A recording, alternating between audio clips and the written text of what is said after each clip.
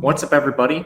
Matt Gajewski here, back again with the Stochastic channel, and today we are talking the Week 6 College Football DFS main slate. Before we get started, make sure to hit that thumbs up button, subscribe to the channel, and hit the notification bell so you know when this and all other content goes live. We are brought to you by Bet365. They have a deal for those of you in Kentucky, Ohio, New Jersey, Virginia, Iowa, Colorado, Louisiana, Indiana, Arizona, North Carolina, and Pennsylvania. What you'll do is click the link below, make your first deposit. $5 wager on any game could be a side or a total. Whether it wins or loses, you will get $200 in the form of bonus bets. You must be 21 to play, 18 in Kentucky. If you or someone you know has a gambling problem, please call or text 1-800-GAMBLER. All right, behind the glass we go. It is a large main slate, 14 games in DraftKings. 5 extra, I believe, off the top of my head on FanDuel. So a lot to get into. I'm going to try to keep this to an hour. As usual, if you want access to these tools, this data sheet you see on the screen, as well as projections, ownership, our simulations, all of that is available in the link below. It's what I used to play, and a lot of people have been having quite a bit of success with it. So check it out. We'll dive right in, waste no time. Missouri takes on Texas A&M in the first game on the slate. 2-point spread in favor of A&M. They've taken a little bit of money. The total is pretty modest at 48. Both these teams about average in pace. Missouri 78th, A&M 98th. The pass rate for Missouri 47.5, and A&M has really embraced the run under their backup quarterback, 37% pass. Starting on Missouri, you get a little bit of a discount here on Brady Cook. I would expect him to improve on his 236.5 passing yards per game at some point. It's really just been an efficiency problem. And we've seen him be hyper efficient in this offense previously. You can go back to last year. There's a full sample. And he hasn't run as much. Part of that is they did not play the most difficult non-conference schedule. And then they've been in a little bit of a grimy start to the SEC, had that greasy game against Vanderbilt. A&M's defense has improved. There's certainly their weaknesses through the air. So this is a spot where Brady Cook should be able to move the ball a little bit. So I do like buying low on him. I'm not sure how owned he'll be, but I'm not anticipating anything crazy with a $7,500 price tag. The backfield appears to have gone Nate Noel's direction just in the most recent game. 22 carries to 7. That split goes back 2 weeks now, 22 to 12 the week prior. He's also hyper involved on passing downs. He had a 60% route rate in their most recent game. I did not have that page pulled up, so I don't have the exact figure. I'll get it up behind the screen as you hear me rapidly clicking away. But it was a very good route rate for him. I would anticipate this persisting with his success. It's kind of like what they did early in the previous regime. You know, they just rode the hot hand and eventually got so hot that they committed to one guy. Nate Noel is on that path. He's fine as a GPP option. You're not getting any discount on Luther Burden despite his struggles, and I think some of this is just injury related. He was in and out of games early in the season. His targets per route has trailed behind Theo Weiss, but we just saw that flip over the last 2 games where he's at 18 targets to Theo Weiss's 14. I would expect that persists, but that makes Theo Weiss a little more expensive than I'd like, and we didn't get any discount on Burden, so at best I think he is just an average play on this slate, and you're going to see props hanging on Brady Cook around this 236. They're even a little bit lower in some spots. You're going to sacrifice projection playing a Missouri stack, but I honestly don't completely hate it. I don't think it's going to be owned. I don't have a ton of interest in third wide receiver Mookie Cooper. Marquise Johnson's banged up, so if he's out, then maybe you could go to like a Mekhi Miller or something who has a pretty good route rate, above 50%, but not targeted whatsoever. Pretty tough to get Missouri stacks, but I'll likely play a couple of them just contrarian options. For A&M, there's some real smoke that Weigman plays in this game, and I think that would be worse than having Marcel Reed for DFS purposes because of Reed's mobility, Marcel Reed. Right away, you have like a pretty good top 5-ish projection price adjusted on Reed because of these 230 rushing yards. He already has 2 games above 80 this year. When you put Weigman in there, he's just more of a pocket passer, so he's not going to project quite as well. It's at least worth noting. Weigman has been getting some first-team reps in practice. I don't know who starts, and that's a big thing with this slate in particular, where now most of these teams have 4 games behind them, except Ball State, and that's the redshirt window. You can't play more than 4 games. So you're seeing a lot of players opt out. There's a few on the slate. That's a new wrinkle. And then this is more injury heavy than I think we've had so far this year, just in terms of the slate dynamics. I'm trying to stay on top of them, but maybe I'll even miss a few in this. It's been a very wild week in terms of injuries, but this is a big one to monitor because of price. 6,200 is cheap. The backfield, it's still a split. It's about a 60-40 between Le'Veon Moss and Amari Daniels. If we get Wegman starting, I would expect a bump in carries for these guys. Right now, you have Moss at 16.2 attempts per game. That's just raw touches. These opportunity per game includes targets. Daniels is at 10.2, but Moss absolutely dominated in their most recent contest. I wouldn't be surprised if this shifts his direction with the efficiency. The receiving room has been a complete mess. They're just rotating a lot of guys, and it makes sense to me. No one is really broken out for this receiving group. If you want to play the route game, which I'm not sure it's going to remain consistent week to week, your best bet is probably going to like a Noah Thomas, honestly. He only has 2 games above 80% though. Or potentially like buying low on a Jabari Barber, who hasn't been active every single game this year, but his routes are rising. With Wegman, I'd have more interest, but this is a pretty tricky situation. The big thing with Jabari Barber is he was hurt in the beginning of the year, and he's the stone minimum. His routes have been rising. He's coming off a 6-target game. That was second on the team behind Noah Thomas. That's probably where I'm just going to look if you get one of these players. And again, no Terry Bussey in the player pool. I don't know how they keep messing this up. He actually has like enough opportunity where you shouldn't just forget he's a player. Game 2, Boston College takes on Virginia. This is a better total of 52 points. 1-point spread in favor of Virginia. BC's been getting hammered in the market, largely because Tom Castellanos has been ruled into the game. He's very mobile. 182 passing yards per game. They don't throw the ball a ton, 40% of the time, 94th in pace. Fortunately, Virginia is the kind of team that paces you up. They're 18th in pace with a 48% pass rate. Castellanos did not receive any sort of price discount, so this is a tough situation to get to him as well. It's a pretty tough quarterback slate in terms of pricing. Castellanos has the upside. I just don't really want to pay $8,400 for a player with a 25.5 team total. The backfield, you have Kai Robichaud and Treshaun Ward. There was an injury that bumped Ward up a little bit in this, but last game out, you did see Robichaud come back and play a fair amount. I think I might have actually missed their most recent contest in this. Let me check and see. Yeah, I do not have that in there. That is my bad. This is the second time I've done this now. I'll update this very fast and get these in there. So you actually had Kai Robichaud with 18 carries to the 6 in their most recent game. You can tell it's been a busy week. So there it is, updated. 18 for Robichaud, 6 for Ward. Again, prior to that, it was an injury thing. I don't know. This is like a zigzagging, ping-ponging situation. I don't think I really want to play either of these guys just because you don't know where the carries are going week to week, and it fully seems like a hot hand. Ward is the more active pass catcher, which renders this pretty difficult to target as well. In the pass game, I think Lewis Bond is still too cheap. He has a 32% target share, only 56 yards per game. That's on a 93% route share on the year. He's not coming off the field. It's just you don't have the most efficient quarterback play. Still, this is really cheap for a player that has a 32% target share. Even Jaden Skeet, his route share has been very consistent, above 80%, currently 80.5. He's touched 90 in some spots too. While he's certainly behind Bond, 3,300 I think is a reasonable price.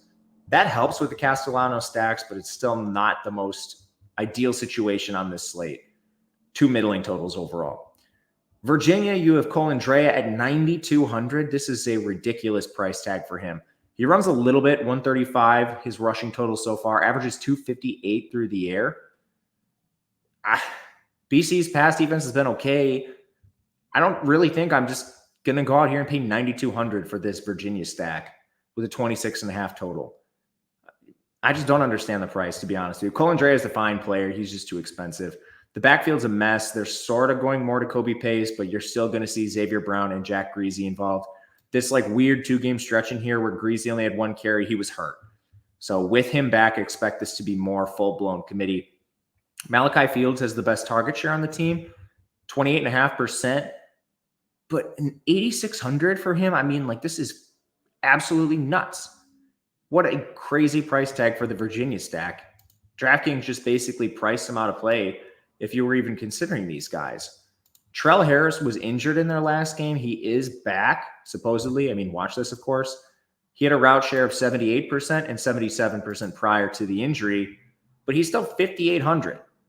Chris Tyree's and even more of like a split route share, 69% on the year that hasn't ebbed and flowed a lot. The only real thing to mention is they had Sage Enos go down with an injury. He's just been a part-time player, as you can see. The two beneficiaries are Dakota Twitty and Tyler Neville. I still don't think you're getting to either of them. If you did, it would be Neville, but man, this is a very tough price on the Virginia stack. SMU Louisville in game 3, we have a total of 56.5. Our totals are rising. The spread is 6.5. I don't understand why they keep pricing Kevin Jennings down here. He absolutely slaughtered his passing prop in their last game.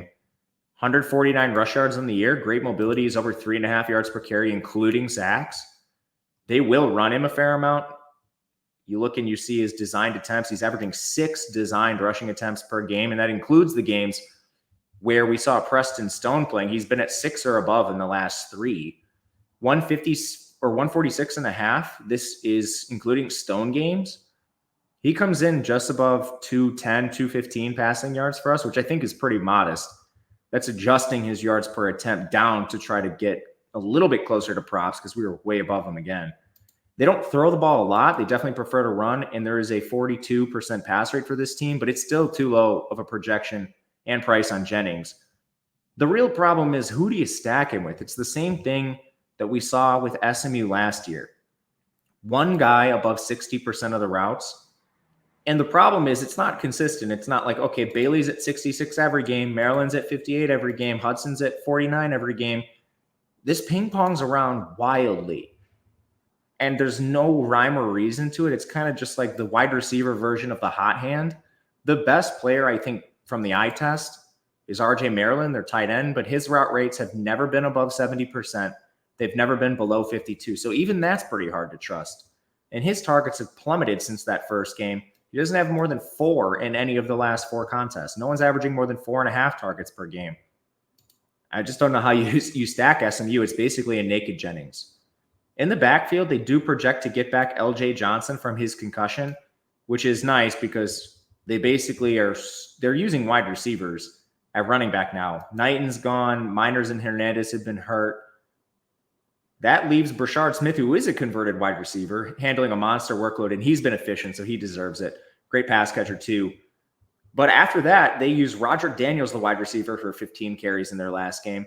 And Derek McFall, who I think they want under redshirt, he's like their lone 4-star freshman, but I don't know if they're going to be able to redshirt him because of injuries. Anyway, now that you have LJ Johnson back, I do think this takes away the carries that Roderick Daniels was getting, and he can play more actual wide receiver. Regardless, I don't think anyone's really touching Brashard Smith's workload. 16.4 touches per game. I think he's just north of that, probably around like 18 to 20 when you factor in targets, which is great. Louisville's defense, their strength is on their defensive line, so it's certainly not an easy matchup for Brashard Smith. I don't think he's a lock by any means, but he's a pretty decent play based on volume.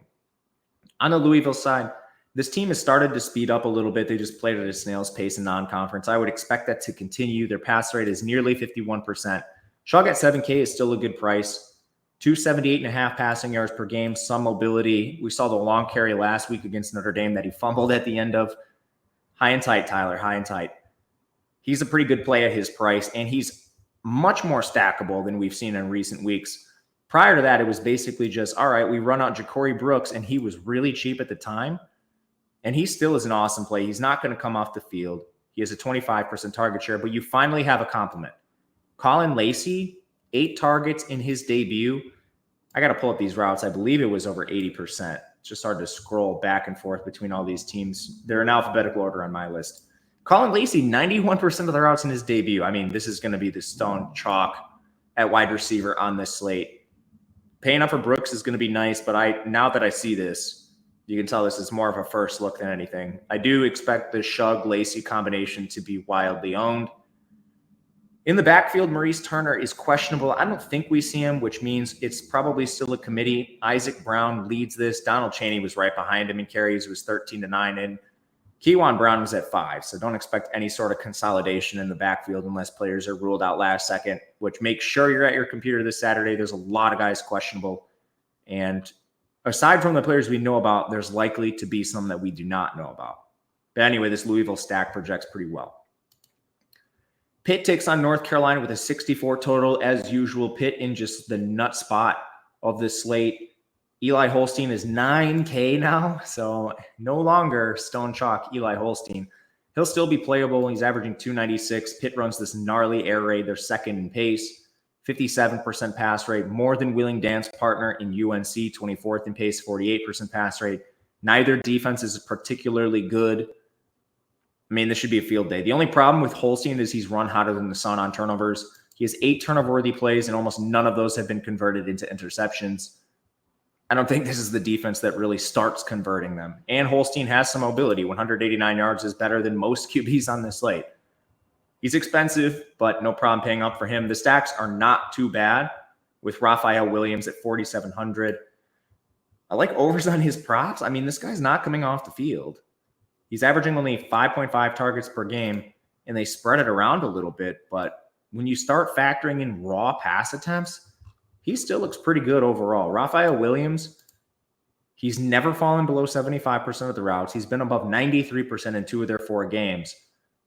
He's not as involved as Kanata Mumfield in terms of routes, but he's on the field more. So I like that stacking option. It's not too expensive when you factor in the QB wide receiver pairing. Mumfield obviously still in play. With his 20% target share, 79 yards per game is pretty good. Outside of that, I know we see more yards for Kenny Johnson compared to Raphael Williams, but that's where you start getting into the wide receiver rotation a little bit. For reference, Kenny Johnson, 45% of the routes last game, Sincere Lee, 47%. And that was it was an FCS team. But even before that, Sincere Lee, 32, Kenny Johnson, 68. It's not very clear and not the Raphael Williams, Kanata Mumfield routes. Gavin Bartholomew is probably the guy I like most as a third option. He had 88% of the routes and 77 in their 2 most competitive games. And part of the reason Sincerely and Kenny Johnson aren't great is you will see players like Dejon Reynolds jump on the field for a route here and there as well. The backfield's the tricky part of this. We have the return of Rodney Hammond. I just tagged him on down here so you can see his price. Stoneman on both sites. Honestly, I don't know if this matters. I'm of the belief that it does not. I just don't know how you keep Desmond Reed off the field right now. For reference, this O-line is not very good. They do not have strong run blocking metrics. It is kind of just Desmond Reed on a straight up island. Yards after contact per attempt, force missed tackles. He's dominating. This team is not giving him as much space as you might think, which makes sense. They replaced a lot on their O-line, but Reed is creating on his own, and he is an amazing pass catcher. He's a fantastic fit for this offense. He has an 11.5% target share, which would be higher if he didn't sit out the game against the FCS team. I mean, this guy is an awesome play, and now he might be going overlooked because of the return of Rodney Hammond. Last thing I'll say here is, according to Narduzzi, Rodney Hammond has been practicing, so it's not like we have Rodney Hammond off the street. He's not ready to play. This is a veteran who's been with the team and allegedly with a practice time, new OC. He should be integrated enough. That's my only concern is maybe they do just defer a little bit to the veteran. North Carolina, we have Jacoby Criswell. I don't have a lot to say. He's been very bad. The only thing is this game environment is so good. Do we potentially consider him just as a contrarian play? I would normally say yes, but the 8,100 price tag is alarming. He's not running as much as I thought he would, 40 yards. He's taking quite a few sacks in the O-line. For whatever reason, they're pretty good run blocking and not so great pass blocking. There's this weird discrepancy with them. 223 through the air. Perhaps volume just gets you there, but I would rather find the 900 to get to Holstein on the other side. One guy you certainly can play is Omarion Hampton. If you're fearful of the Reed workload, do not fear Omarion Hampton. He's been the lone bright spot for this offense, and he's coming off a 29 carry, 4 touch outing. His route share is enormous. It's above 60% on the year. We've seen him crush 70% in a couple games. They're just not using anyone else. I guess the only wrinkle is Darwin Barlow projects to come back from injury. I truly don't think this matters at all. Receivers a bit tricky to parse. There are players then in and out of the lineup like McCollum and Nesbitt. One thing we know is J.J. Jones is not leaving the field. Nesbitt is playing a little bit less, but his route share was at 75% in their last game. From there is where things get a little bit weird. Gavin Blackwell did jump to 70% of the routes. I think those are the players you primarily want to focus on. Nate McCollum, surprisingly, has never been above 39%. He's been hurt, so I kind of think this is just an injury thing. If there was someone who did spike in routes, I do think it would be him. Christian Hamilton's hurt, so you're not going to see him anymore. But I don't know. I don't think it's going to be like Kobe Paysor that sees jumping routes. So this is a pretty tricky situation. One thing they've been doing a lot of is just playing Nesbitt and Copenhaver together, because Copenhaver is more of your inline tight end and you can flex out Nesbitt as a receiver. So perhaps they just elect to do that and then play, J.J. Jones and then some combination of the receivers with double tight end. It's tricky to play North Carolina pass catchers right now just because of the injuries. We're still uncertain on the roles. And Nate McCollum is still 5,500. Like, what are we doing here? He's not even a consideration because of the price. I think my favorite play price adjusted is Nesbitt. Next up, we have Wake Forest taking on NC State. NC State projects to really slow down this Wake Forest pace. They're 13th with a 54.5% pass rate. But NC State is 131st with a 46.5% pass rate. So they're certainly, and that's reflected in the total, it's 52 points. NC State, the 4-point favorite. Wake has taken money. Bachmeier at 6K, this is at least enticing. I wish he ran more. He has 75 yards on the ground. So not great, but 36 attempts, I would expect this to be closer to the 30-31 range just with NC State's pace. The defense doesn't scare you, however. So Bachmeier should have some avenues to pass the receiving game. Morin is the best option. He has a 20.5% target share, but that equates to 7.5 targets per game. I still think Donovan Green's the wide receiver too. I'm really worried about him, though. He's exited a few games with that hamstring aggravation. We see the monster 15-target game, but then he just has been, like, there have been full games where he hasn't played in the second half. So that's affected his targets. It's why his route share is really low. I just don't know what to do with him. Horatio Fields is the more consistent player. 70.5% of the routes, that's jumped in a lot of games. I don't think you really see Horatio Field come off the field at most points in the game. And then Alexander is the main beneficiary of Green when he gets injured and leaves games. So even Wake is a little bit dicey to get to. Again, my favorite plays, Horatio Fields, Taylor Morin are the two safest. From there, I would go Deuce Alexander and then Donovan Green. It pains me to say that. I love Donovan Green. He's just so hurt, man. So hurt. NC State, CJ Bailey, some mobility, 43 yards. It's not ideal. They just aren't really giving him anything, which makes sense. This your freshman signal caller making his third start, presumably. I don't think we see McCall. Just no upside, really. Even 5,100, I don't think is cheap enough. The backfield is a full-blown committee now that Waters has been so bad. You can't really play him. He's at risk of Kendrick Raphael eventually working ahead of him, so Xing out this backfield. Kevin Concepcion, man. Please, can we have some sort of life to the offense? I mean, this offense ruining Concepcion has been a real downer. He still has a near 35% target share. He gets some carries in the backfield. They've even eased off this. NC State's phoning it in, and it's really sad to see. 9.5 targets per game. That's what his 34.5% target share gets you. I mean, I'm still going to play this guy. this is an NFL talent who's way too talented to not end up with a target share around this. Behind him, it's basically Justin Jolly or pass. They're rotating the hell out of Noah Rogers, Dakari Collins, Terrell Anderson, Wesley Grimes. Just nasty behind Concepcion and Jolly. Those are the two players I'll focus on for NC State. Purdue takes on Wisconsin. This is a 13.5-point spread in favor of the Badgers, a 45 total. Neither team is trying to pass much anymore. We're talking 46% pass rate to 46.5% for both teams. Purdue's 87th in pace. Wisconsin's 53rd.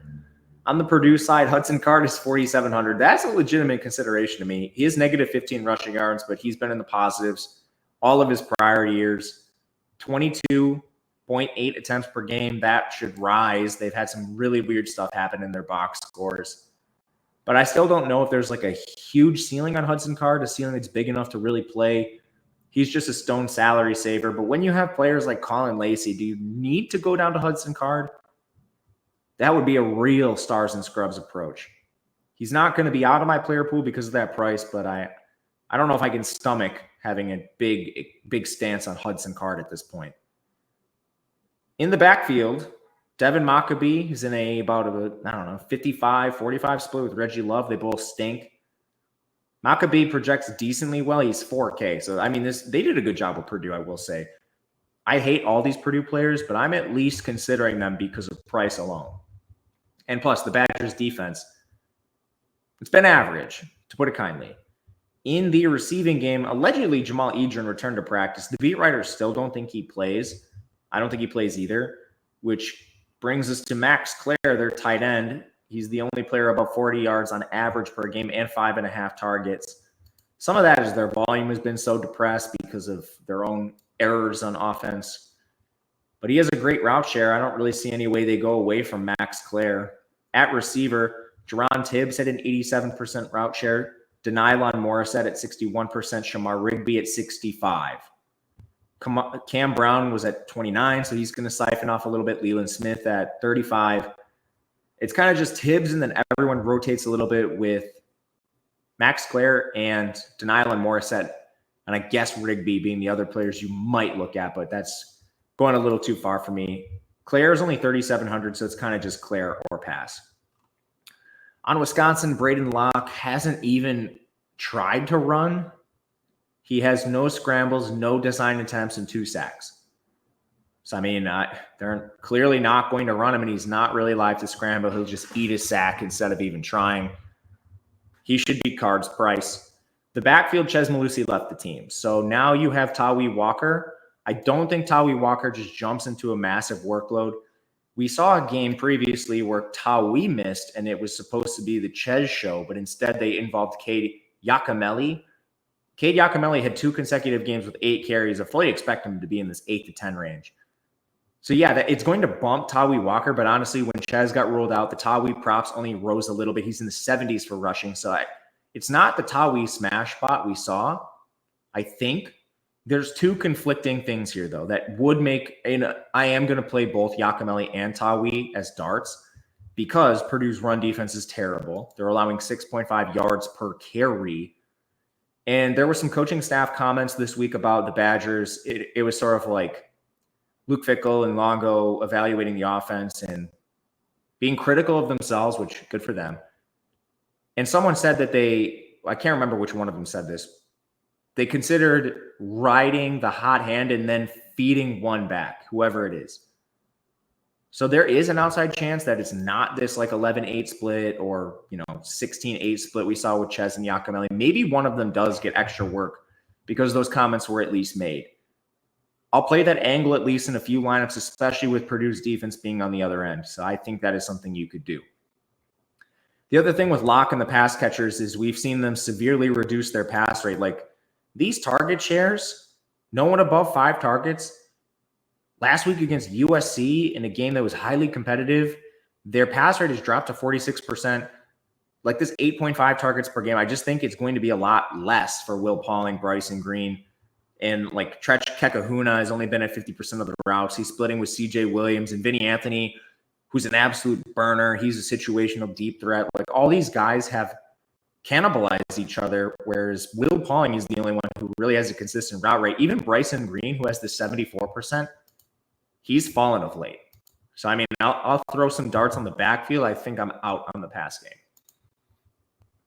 UCLA and Penn State. Big injury here. Ethan Garbers is in a boot, which may lead us to Justin Marshall. We have no idea what this guy is, but Garbers has been bad, and Justin Martin couldn't beat him out. I guess the lone redeeming quality is maybe he has some mobility. It doesn't really seem like it. So he's a complete unknown. If you want to throw a dart on the unknown player, I think I would rather do it in other spots and not against Penn State's defense. But I mean, there's crazier things you could do. You could play Alex Orji. Well, I guess we'll find out if he's on the slate. I can't remember what time they're game. He's on one of the slates. We'll find out. Run game has been non-existent. No one above 31 yards, so you can't play Harden. I don't even think you can play the receivers. Even without Titus Mokio Atimalala, you haven't seen a ton of consolidation.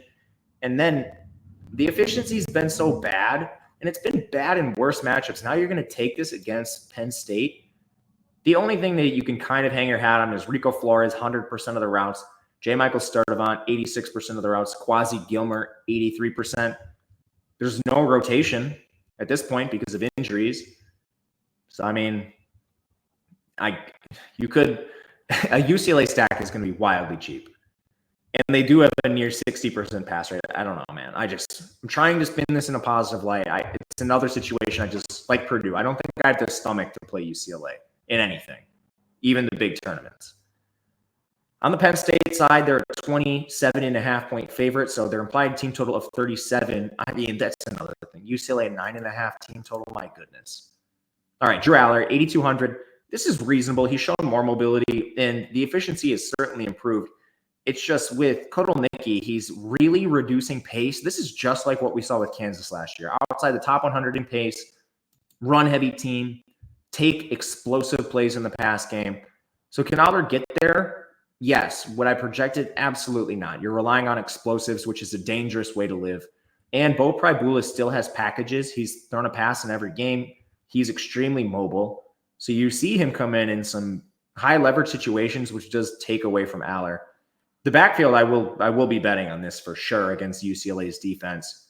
Katron Allen actually has the same amount of carries as Nick Singleton, and Singleton's been far more efficient. Like, this gap in rushing yards is pretty wild, 408 to 289. But last year it was the opposite. Katron Allen was more efficient than Singleton. So I think when you extend the sample, I have a little more interest in Katron Allen, just given his workload and his price. But I couldn't fault you for going to Singleton. These situations sometimes are nice to gamble on because everyone plays, the Omarion Hamptons, the guys that have the stone lock workload. But sometimes when you have Katron Allen, Nick Singleton, Trevan Henderson, Quinshon Judkins, these elite backs on elite teams have elite ceilings. They just don't project as well because they're splitting time. In the receiver room, Tyler Warren, man, he's been awesome. He has a nearly 29% target share. Heron Wallace is just behind him at 23%. I don't expect Penn State to be throwing the ball very often, but when they do, these two guys are dominating targets. Wish they were just a little bit cheaper. From there, Omari Evans and Julian Fleming, they split with Liam Clifford, so it's pretty dicey to get to anyone else. This team also runs a fair amount of 12, so while Dinkins and Reynolds don't play a lot in the pass game, they are on the field a fair amount. You could convince me on Evans, I guess. He's a burner, and Fleming plays a little more. It's just Fleming is so bad, man. He's 6 targets on the year. Goodness gracious, man. Goodness gracious. What are we doing? Auburn, Georgia. 21.5-point spread. Auburn getting pounded in the market.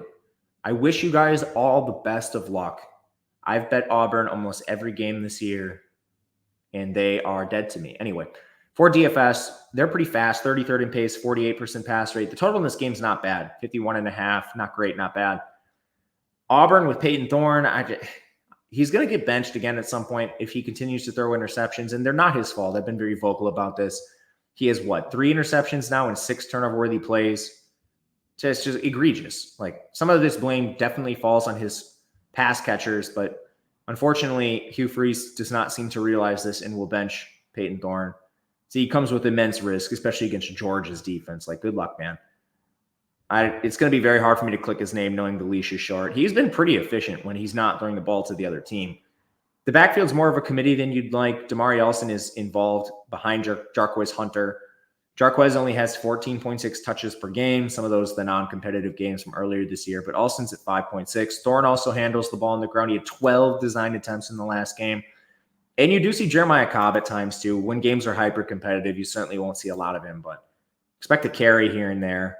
Hunter just doesn't have the workload of these other guys, and you're playing Georgia now with a 15-team total. I'm not sure he's the guy you really want to click on. He'll project reasonably. In the receiving game, Top three guys, Keandre Lambert-Smith, Rivaldo Fairweather, and Cam Coleman. I've been playing a lot of Cam Coleman this year. Not a lot, but almost every slate I sprinkle him. And it's sometimes with Auburn stacks trying to buy low on Peyton Thorne. But he's been banged up. So, do we see a breakout from the 5-star freshman at some point? Hasn't been yet. 13% target share. He's not even at that. He has 53 receiving yards per game. That's pretty good.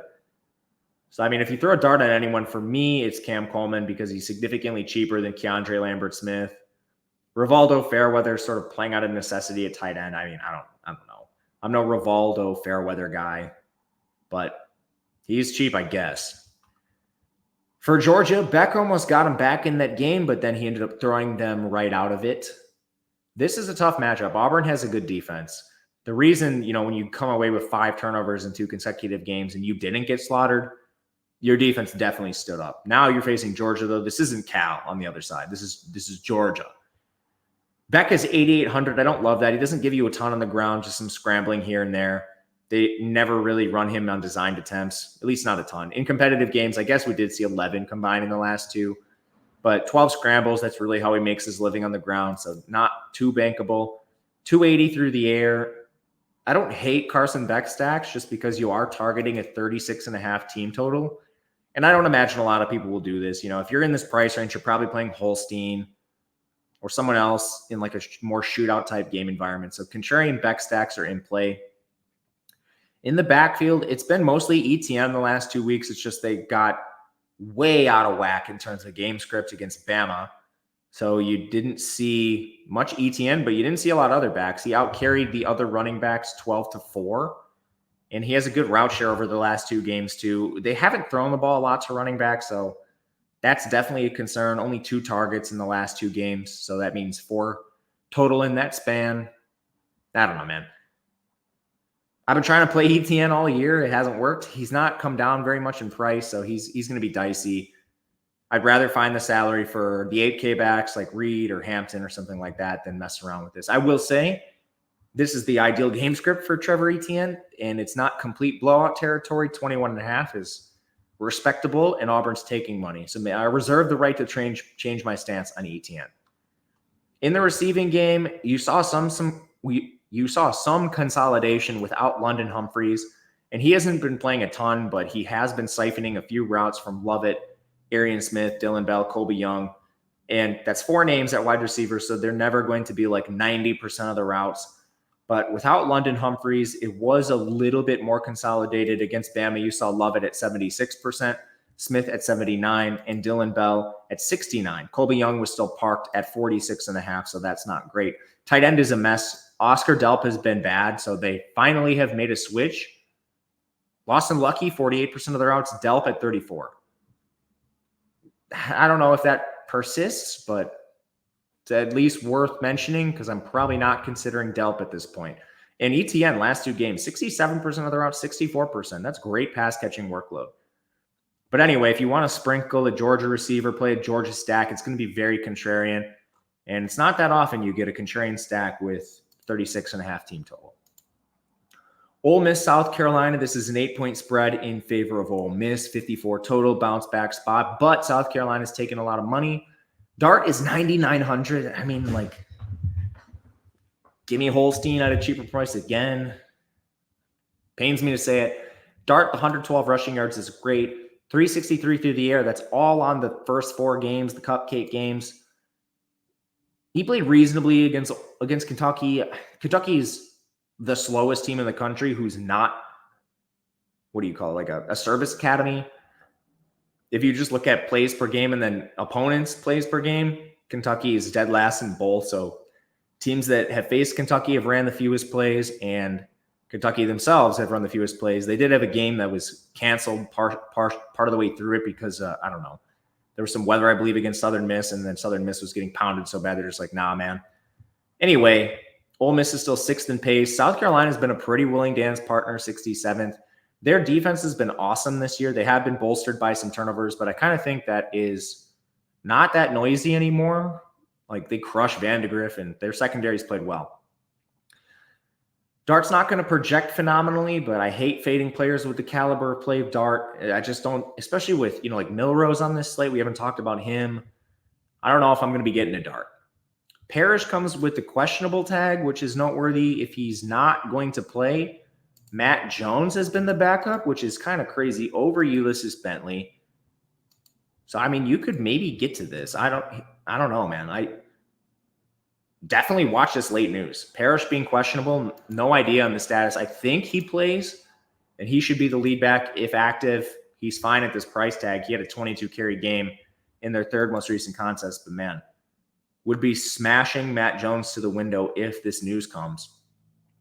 Receiving room, I think everyone's going to play. Caden Lee's questionable. Trey Harris was. They upgraded him to probable. Trey Harris has 161 yards per game. Again, I don't think the Ole Miss stack is live because you're soaking up a quarter of your salary into Trey Harris and Dart, but man. What the real question is, do you sprinkle Antwain Wells, Caden Lee, Jordan Watkins? Because I've been doing this. I had a team last week. I can't remember what contest it was in. It was in one of the higher dollar satellites, a ticket for something. Antwain Wells was my Ole Miss exposure. And to just get dunked on 15 targets for Harrison, 2 for Antwain Wells, it was tough to see, man. Tough to see. Do we keep playing this angle and trying to get the ancillary Ole Miss pass catchers at the expense of Harris to try to shave off some salary? I'm probably going to try. I won't lie to you. I'm probably going to try. Doesn't feel good, but especially after last week's brick. The other guy, Caden Prieskorn, he's been splitting time with Daquan Wright. So he doesn't have the route share that I like, but he also had 1 target in the last game. But I mean, I think you could do worse. So, I mean, that kind of sums it up. If I'm not getting Harris, it's either going to be Wells, probably Wells, maybe Lee, depending on his status. But yeah, I mean, they're tough to play. Sellers is active. He's 5,800. He only averages 128 passing yards per game, which is brutal. And he's taken a lot of sacks, which mitigates his rushing upside. He needs to be a little cheaper, in my opinion, but he won't be a terrible play based on price. The Raheem Sanders props are laughably low right now. And it's like they didn't see this 1 carry game and think, oh, he got hurt or something, which is what happened. He's going to play, and he's still averaging 15.5 touches per game with the 1 carry game in their most recent contest. He also has a pretty decent roll out of the pass game. Sellers isn't throwing a lot to backs, but he still has a route share above 43%. And again, factor in that 1-touch game. I think we can play Raheem Sanders with some confidence. It's just at this price, he's not going to be somebody that we X out. He's going to be a decent play overall.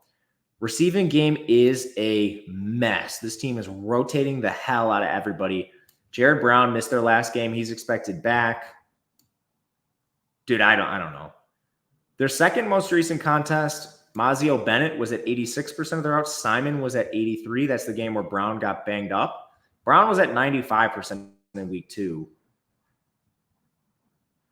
That's about it. It's those guys are just full pass.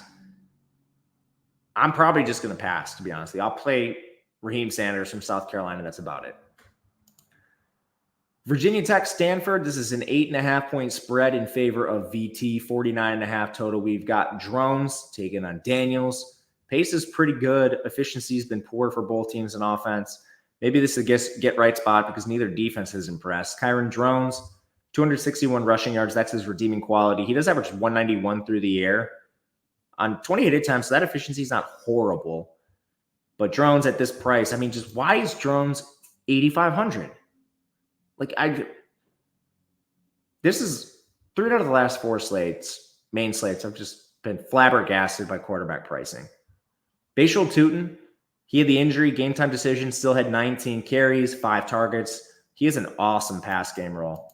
56% of the routes on the year, spikes in more competitive games. He's still expensive, but you could play Tootin. Stanford's defense doesn't scare you whatsoever. They're a little worse against the pass, but it is what it is. The pass game is hard to target because you've had Allie Jennings suited up and not playing in games. Hypothetically, he's going to return at some point and then reduce Jalen Lane, Daquan Felton, Steven Gosnell into some sort of rotation. So, and plus, you're banking on Drones. I mean, I don't love this pass game. On the Stanford side, Daniels they've been talking about benching him. He's 7,400. Just no, thank you. Micah Ford did have 15 carries. I think you could do better than Micah Ford. Alec Aomanor is really the only guy I have a ton of interest in. 10 targets per game in the last 4. Same thing on the year, 71 yards, 95.5% route share. He's fine. They did get back Emmett Mosley, the 5th, and I didn't think he was going to play that much right away. But in his first game back, this guy was on the field. He was dominant. He had 8 targets. And I think his route share is probably going to rise 47%. Last week, it was Aomanor, 94, Tiger Bachmeier, 71. And then the 80% we'd seen go to Ismail Cisse, he dropped down to 50, and that was with Mosley up at 47. It's probably some sort of a split, but that kind of renders Cisse unplayable. And I guess Bachmeier's could be in play, but man, 7 targets on the year for him. I don't know what happened. It's a mess. All right, not much time to be spent on Iowa. Don't play anyone on this team. Easy enough. I guess Caleb Johnson's going to carry the ball a million times. He is averaging 171 yards per game. It'd have to be a one-off Caleb Johnson. It's not like Ohio State doesn't know what's going on. So we'll see. I don't think I could do it. I'd rather play Reed and some other players in this range. Can't play a pass catcher. Ohio State, you have Will Howard averaging 260. They've had their offense just fully neutered to start the year. I don't know when they unleash it, but could be at any point in time. Now these games are getting competitive. Iowa's defense is still good. They have a couple cracks. They keep benching Hall and Nwankpa. Those are the guys that have been getting burned. One of them got burned against Devontae Ross and Troy for a long touchdown. Perhaps they just exploit that. They certainly have the weapons. Emeka Ibuka, Jeremiah Smith, Carnell Tate. The Ohio State passing game doesn't project as well as I thought it would, and that's product of matchup. In total, it's 45.5. But this is still a 32-point implied team total. And 7,500 for Will Howard and these receivers, I mean, compare the Will Howard to Jeremiah Smith stack versus Dart to Ibuka. Dart to Trey Harris. You're saving like $4K. I'm definitely going to fire up some Ohio State stacks. Their price is nice. You could also fire up Judkins and Henderson. Basically, all 10 of people's carries came in the fourth quarter in their last game. It looks like he has a nice role and he is a part of this backfield. I just do not think that's the case when they're in competitive games and you have Henderson and Judkins. There's significant room for a ceiling in terms of touches for Judkins and Henderson at the expense of Peoples. I'll be sprinkling them both as well. West Virginia, Oklahoma State 3-point spread in favor of the Cowboys. 64.5 total. We got to get pieces of this game. Pace is great. West Virginia 45th, Oklahoma State 5th. Pass rate, West Virginia 45.5, Oklahoma State 63. Garrett Green has played better of late. The turnovers have been less of a concern. He's 8K. That's actually a fine price tag for this game environment. I have no issues. Both teams implied above 30. Green has been somewhat reasonable as a passer, 225 per game. He has good mobility, so we can play Green. You can also play the backfield. Green had 15 design carries in the last game. My goodness. But it's basically a 50-50 split between Donaldson and White. I think you could take advantage of this. Oklahoma State has a horrifying defense. They're allowing 5.4 yards per carry to opposing backs. Don't hate sprinkling them. Their receiving room is really tricky, especially with Preston Fox coming back. So they're going to rotate a lot of players on and off the field. People are here for the picks. So if you made me pick, Hudson Clements 1, Traylon Ray's 2. Cole Taylor, I guess, is 3. Rodney Gallagher 4. Preston Fox 5 with the injury. I don't feel good about any of them. But the stacks are cheaper for West Virginia. I think you could definitely sprinkle some of these guys. Just wish there was a little more consolidation. I feel vindicated that Alan Bowman has played so bad the last 2 games. People came at me after the first 3 when he looked like a Heisman winner against really bad teams. Now we've seen him regress and get benched in a game. Still 39 attempts per game. I don't care if the efficiency is bad. He's going to touch 300 yards occasionally. 7,600 is a little expensive for him, but he's fine. You have 3 locked-in receivers every snap, basically, for Presley, Stribling, Owens. Target shares for all 3 are fine. They're all at different price points. I will be using all 3 to various degrees. The real question is, can you play Ollie Gordon yet? And the answer is probably no. 9, can we please price Ollie Gordon as if it's 2024 and not 23? He's coming into slates with like 1% ownership. And I'm clicking his name a little more than that, and it continues to fail. West Virginia is also probably one of the most severe pass funnels in the entire country. This secondary is outside the top 125 in pass coverage. They're not great up front, but they're definitely better than their back end. So, I mean, it's definitely a better matchup for Bowman again. So that's at least worth noting. Rutgers, Nebraska, a game that is worthy of the full X. 40 total, 7-point spread in favor of Nebraska.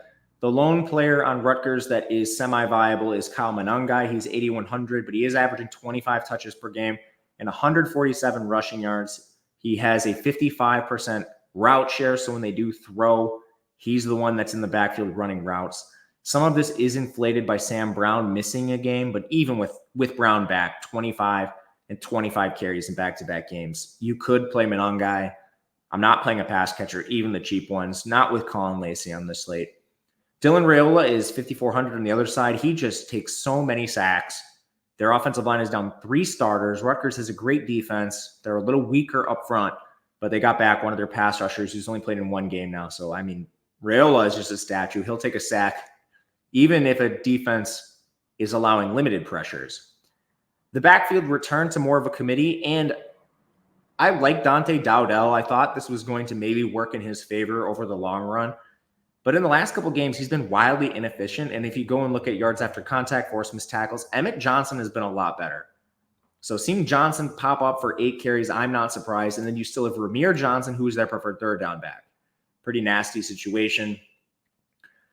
I don't think you can play a receiver in this matchup. If I did, it would be Jamal Banks.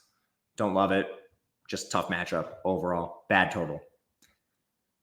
Last game of the main slate for DraftKings, then we'll go to FanDuel. Alabama takes on Vanderbilt. Milroe is 10.4K. He's 500 more than Dart. He has, in my opinion, just a more dynamic game than Dart at this point. It's a slower game. Bama's 92nd. Vanderbilt's 83rd. Vanderbilt's running the weird sort of option-style gimmicky offense with their 39.5% pass rate. They're definitely better. This is a good offense for them. They're scaring teams like Missouri.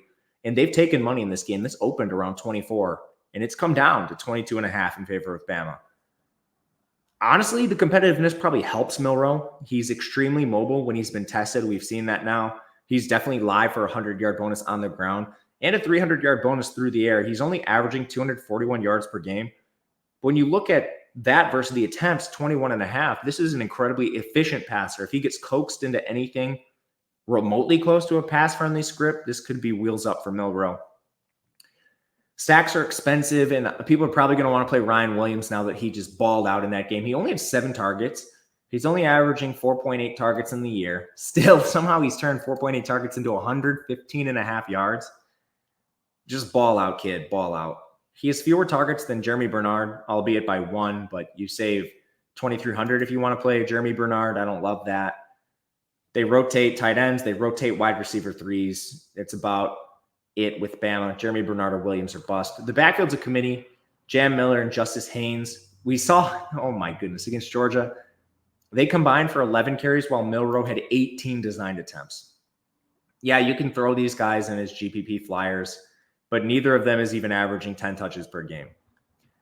On the Vanderbilt side, like Diego Pavia has a monster role on the ground. He's averaging 16.5 designed carries per game, 279 yards. He'll take some sacks here and there. It is Vanderbilt. He's working at a disadvantage, but that kind of renders other backs unplayable with Pavia soaking up so much of the rushing. They're running a weird offense. Eli Stowers, last 2 games, goodness gracious, 23 targets. Passing game is really weak, though, just 220 yards in the year for him. You could use Stowers as a very contrarian option with Pavia. I don't love it, but it's at least worth mentioning. And that's about it for Vanderbilt in the main slate. FanDuel, Clemson FSU, 14.5 point spread, 46.5 total. There's a chance Clemson just baptizes Florida State, as we've seen many teams do at this point. Books have been very slow to catch up, as have I, and I have a lot of times I've struggled with this too, because they returned a lot of faces on defense that have been absolutely terrible. Klubnik was a pumpkin against Georgia and has dissected the bad teams on the schedule so far. He's running more than I thought he would. He has a couple of really weird long runs, 106 yards on the ground. He's cheap on FanDuel, so that's at least worth mentioning. I would rather play Phil Maffa it's been such a weird run out for Phil Maffa. They get blown out in Georgia. They crush every other team so far, and he got hurt in a game, which has led to 12 and a half attempts per game or 12 and a half touches per game. I'll say this. If this plays to the 14 and a half spread, that's going to be just about the most competitive game Maffa's been in all year. He's still efficient. He still can catch the ball. This is a great price on him. I'll certainly be playing him. In the receiving game, you have some injuries. You no longer have Adam Randall. Stellato's questionable. Williams has been their number one. Don't expect that to change. But they have been feeding TJ Moore and Bryant Wesco more snaps.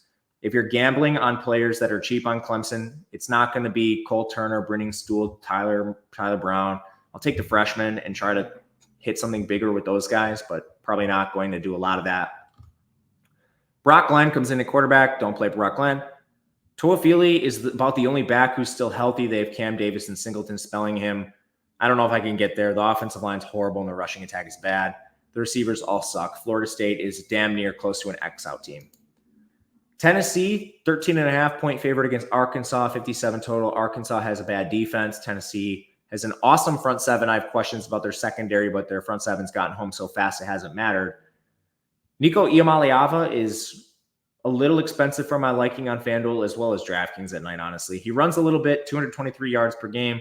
They're just running the ball so much that he hasn't gotten a lot of opportunities, at least as many as I thought he would. 22 attempts per game is pretty low for Iamaleava.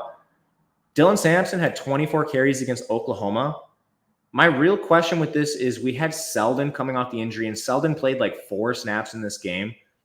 If they feel better about Selden coming off the bye, do we see less for Dylan Sampson? Because Deshaun Bishop is still going to be involved as a change of pace. But if they make this a 3-back committee instead of 2, I would have a lot less interest in Sampson. At the same time, he's been so good. I don't know how you can really take him off the field. He's a fine play. They don't throw the ball to their running backs a lot. Their route rates as a whole collectively are far behind a lot of other teams. They will use these guys to pass block.